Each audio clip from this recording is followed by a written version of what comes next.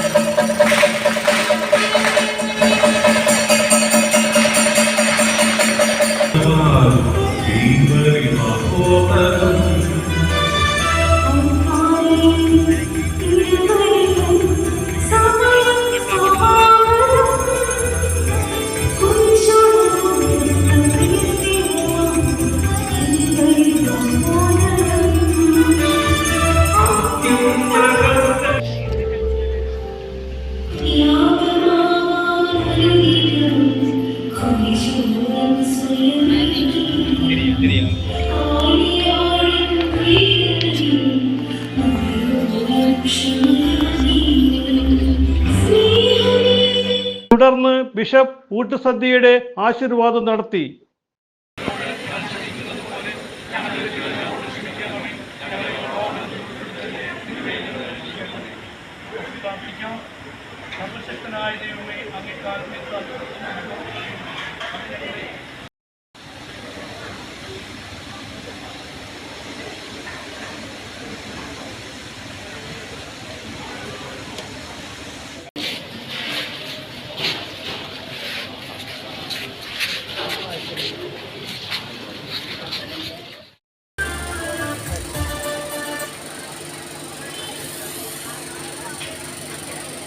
തുടർന്ന് നടന്ന പൊന്തിഫിക്കൽ തിരുനാൾ ദീപബലിക്ക് ബിഷപ്പ് മുഖ്യ കാർമ്മികനായിരുന്നു.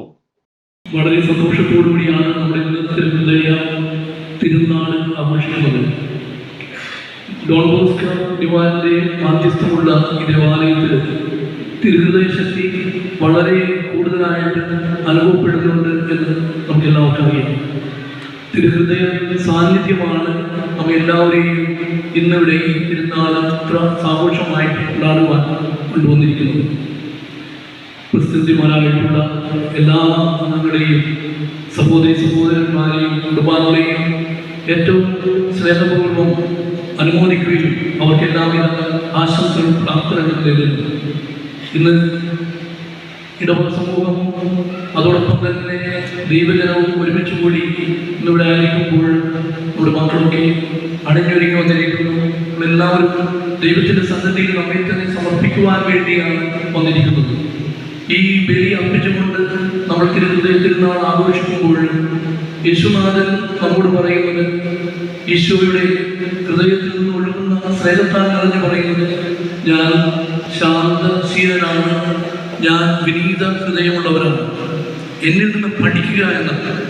ഈശോയെ പഠിക്കുവാനായിട്ടും ഈശോയുടെ ശക്തമായ അഭിഷേകം നമ്മളിലേക്ക് ലഭിക്കുന്നതിന് വേണ്ടിയാണ് ഇന്ന് ഈ ദേവാലയത്തിൽ നമ്മളായിരിക്കുന്നത്.